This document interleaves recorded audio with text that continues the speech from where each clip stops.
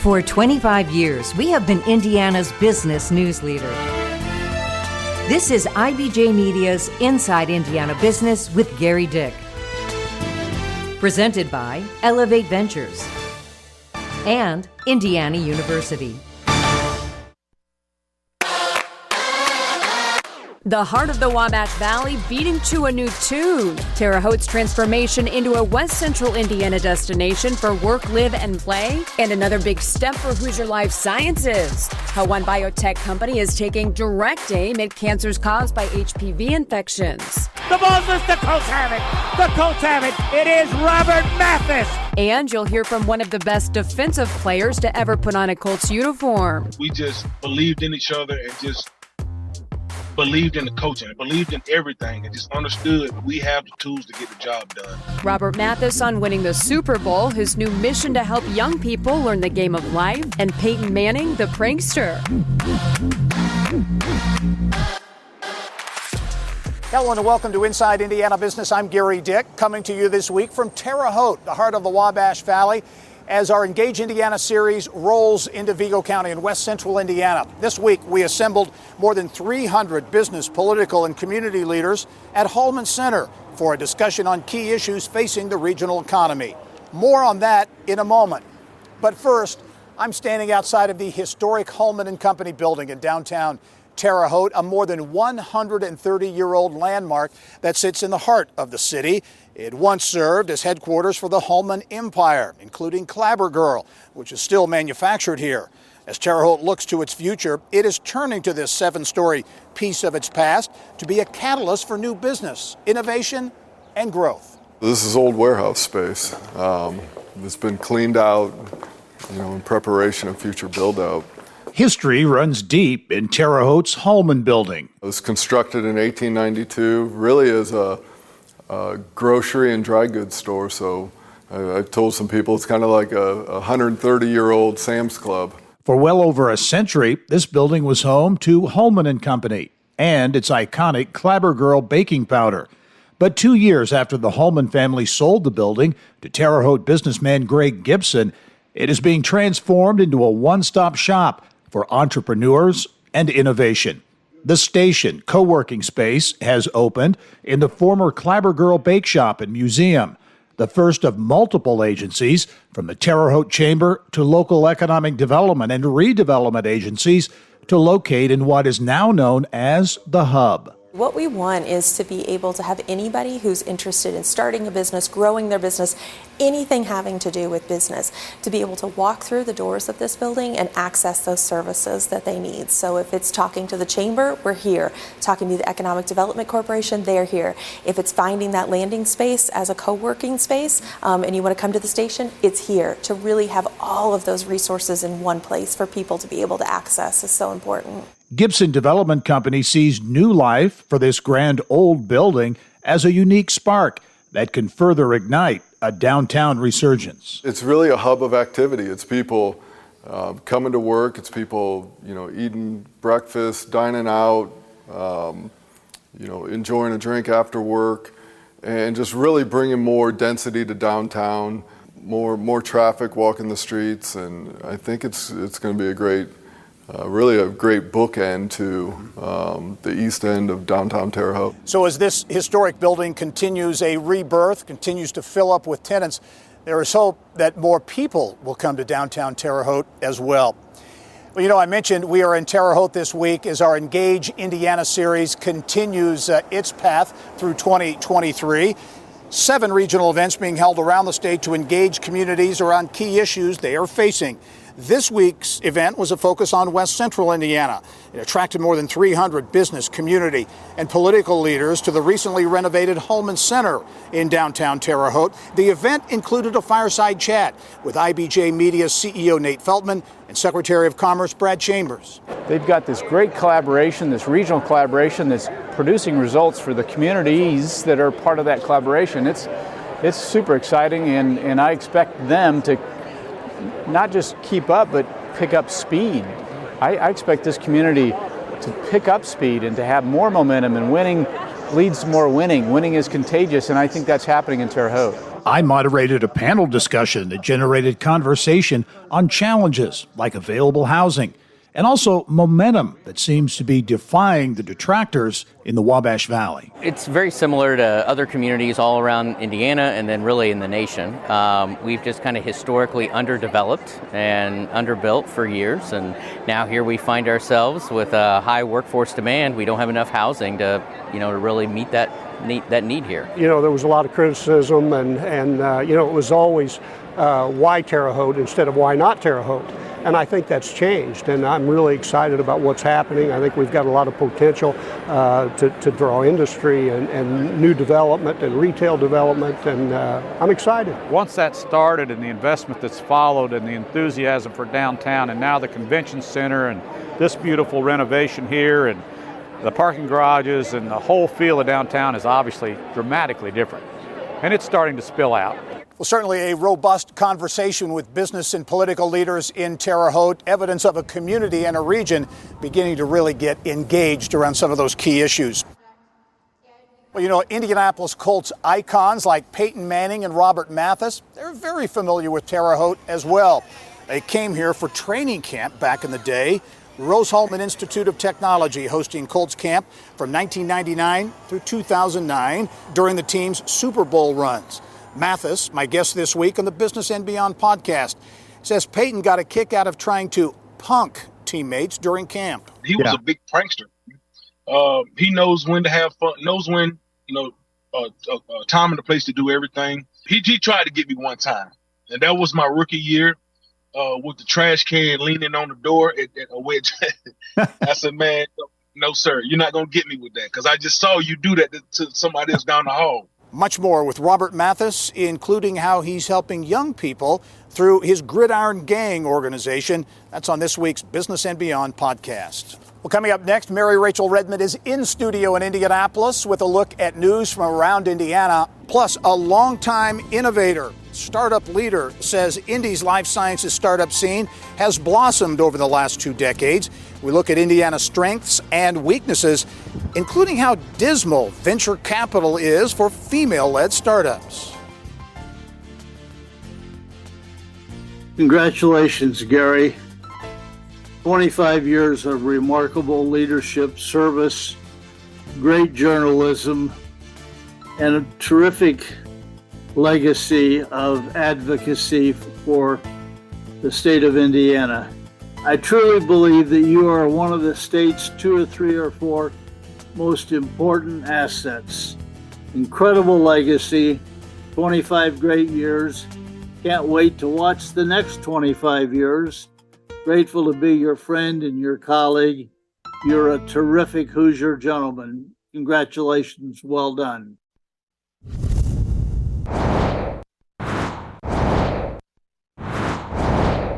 Here's what's making news around Indiana, brought to you by the Indiana Association of Realtors, Indiana's 21,000 realtors, the neighbors you know, the experts you can count on. Well, some potentially big news for the state's economy. Indiana, one of only 2 Midwestern states in the running for what could be a $50 billion semiconductor plant, according to the Indiana Economic Development Corp. The IEDC also says it's pursuing a $3.2 billion data center project that could result in 250 jobs.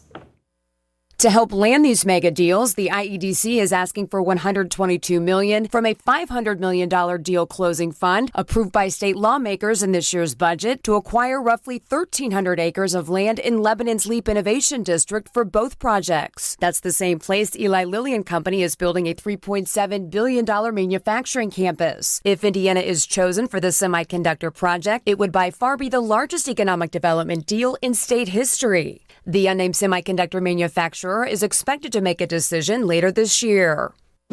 Now to major momentum in Montgomery County, where Crawfordsville is cashing in on big-time investments to the tune of more than $500 million over the last year and a number of jobs. Just last week, Nucor announced plans to spend $115 million to build a second manufacturing facility, the steelmaker's second big announcement in as many months after a $400 million expansion of its existing steel mill. And that's not all. Timber Sealy also setting up shop in Crawfordsville, and Mayor Todd Barton says it's all about knowing how to sell a city. Every time we've gotten a site visit, they have made the decision to come here. And I'll just tell you, like Temper Sealy, I think they came here to do a site visit just to be nice. I mean, we were not at the top of their list by any means, but when they made their site visit, things changed rapidly, and we moved to the top of their list. So we know how to sell Crawfordsville. We know if we can get them here and we can expose them to the culture and the environment and what we're doing in this community, we can build that excitement, and we're pretty successful once we do that. Maryville-based NiSource making a big move. The energy company selling its minority stake in NIPSCO to Blackstone Infrastructure. That deal worth more than $2 billion. NIPSCO involved in creating clean energy in northern Indiana, entering into a power purchase agreement with EDP Renewables to purchase the Carpenter Wind Farm in Jasper County. Indianapolis-based startup Arrive, which used to be known as Drone Deck, making plans to go public. The company created the smart mailbox in 2019. It's climate-controlled and able to receive deliveries from couriers, drones, or robots. It's all systems go for a major plan to upgrade the Village Commercial District next to the Ball State campus. The $80 million development includes a new performing arts center, hotel, dining, and residential space. And major kudos to city and business leaders in Fort Wayne. Wallet Hub is named the Summit City the 7th best-run city in America. Coming up, we look at how far Indy's life sciences startup scene has blossomed in the last 2 decades, and we look at some of the challenges. And in this week's IBJ, a deep dive into what's going on at drug manufacturer Catalent in Bloomington. Productivity and quality issues, plus a second round of layoffs, creating questions about what's next for the company when we come back. At PNC Bank, we're committed to making a difference in the lives of our customers and communities by helping them move forward financially. As a Main Street bank, we try to do right by our customers with every encounter. Our local teams offer personalized financial advice to help guide you in making the best decision. We're proud to be part of your community. PNC Bank. See how we can make a difference for you at pnc.com. Copyright 2022, the PNC Financial Services Group, Inc., all rights reserved. As we continue to celebrate the 25th anniversary of Inside Indiana Business, we take a look back at how the startup scene has made major leaps in the life sciences. Business of Health reporter Kylie Valletta is here with more. Kylie? Oh, yes. Thank you, Mary Rachel. It is quite the contrast compared to 2 decades ago. In 2001, there were only 4 venture capital transactions for a total of $14 million. Last year, 37 life sciences companies secured $620 million in venture capital. One Hoosier entrepreneur says it's evidence of a startup ecosystem that didn't exist 25 years ago. 16 Tech Innovation District, opened just 3 years ago, is home to the Indiana Biosciences Research Institute, a nerve center of sorts for life sciences startups. One of those is Covina Therapeutics, led by Chief Executive Officer Kristen Sherman, who began working in the startup world about 15 years ago. If you had a facility like the IBRI back then, the first thing that popped in my mind is who would fill it? You know, we were still very much a big pharma town. We were Lilly, we were Guidant, there was Cook, there was, the orthopedic groups up north, and you just couldn't really look out and see a whole lot of life science startups on the horizon or operating. But she helped build the roster. She was Chief Financial Officer for Marcadia Biotech, which sold to Roche for more than $500 million in 2010. It's one of many transactions that helped create in Indiana what she calls an ecosystem for life sciences startups. So you have the facilities like the IBRI. 10 years ago, I was looking for lab space here in central Indiana for a startup. Couldn't find it. So having the IBRI is key. Indiana also now has the talent, people with experience, and investors with strong exits. A third factor is vendors locating in central Indiana. Fishers, great example of being able to attract vendors who are supporting the life science ecosystem. So you've got these pieces that are all falling into place now that didn't exist 15, 20 years ago. It's adding up, she says. $620 million in venture capital last year, a big number by Hoosier standards. Very large for Indiana. Just recently at Bio last week, and you can see what the ecosystem looks like across the U.S. and across the globe, but we're catching up in our own way. Indiana is also making progress in growing the number of female executives and entrepreneurs who face a unique challenge. I actually had seen a statistic recently from PitchBook for last year that total life science capital invested in U.S. startups was 2% for female founders. That's a pretty small number at the end of the day. We've got much improvement that needs to be had. Indiana startups have made tremendous progress. She says 20 years ago, leaders wouldn't have been able to dream of populating a place like 16 Tech. Now you can see not only populating it, but having a need for even further expansion and growth. It's amazing to look at how big 16 Tech has become. But I mean, what's next? And I guess what's Indiana's biggest hurdle, I guess, moving forward? Yes, she says the biggest challenge in Indiana is venture capital. She says you can pull the intellectual property out of these universities, you can create these companies, but the venture capital has to be there to support it. And she says that's the biggest challenge that Indiana faces going forward. 16 Tech is massive. You know, it's a big physical space. How does that help a lot of these scientists to do the kind of work that they want to do? Well, she says 16 Tech is a major advantage. Getting grant funding, a major piece of that is being able to point to where you're going to do your research, where you're going to do your work, and having our IBRI be able to say, this is where I'm going to do all my research is a major advantage in getting grant funding. Amazing stuff. Thank you, Kylie. Yep. Next, we head back out to Terre Haute, where a big gamble is paying off, a convention center in place, and a casino coming. Gary with the details when we come back. And nominations are now open for Indiana Lawyers' inaugural Diversity in Law Awards. Learn more and make your nomination by July 10th at theindianalawyer.com/events. Welcome back to Terre Haute. Certainly one of the very big stories in this city. The $290 million Terre Haute Casino Resort. Work is progressing at a brisk pace, about a year since ground was broken for the major development. In fact, crews recently lifted the last beam into place for the 10-story, 125-room casino hotel. When complete, the casino will feature 56,000 square feet of gaming space, in addition to restaurants and bars. The casino looking to hire around 600 people for both full and part-time roles before the casino opens in the spring of next year. Certainly another very high-profile project here, the city's downtown convention center. It opened 1 year ago in April. It's been touted for a long time as a key piece to making Terre Haute a regional destination. Is the more than $30 million investment delivering? Since opening, we've hosted approximately 20,000 people. General Manager Tennille Warner says first-year numbers suggest the Terre Haute Convention Center is delivering on its promised economic impact. Since opening in April of 2022, the center has hosted nearly 200 events. I think there are some things that Terre Haute still needs, more hotels. The hotels are a big piece of our long-term book, which is our convention business.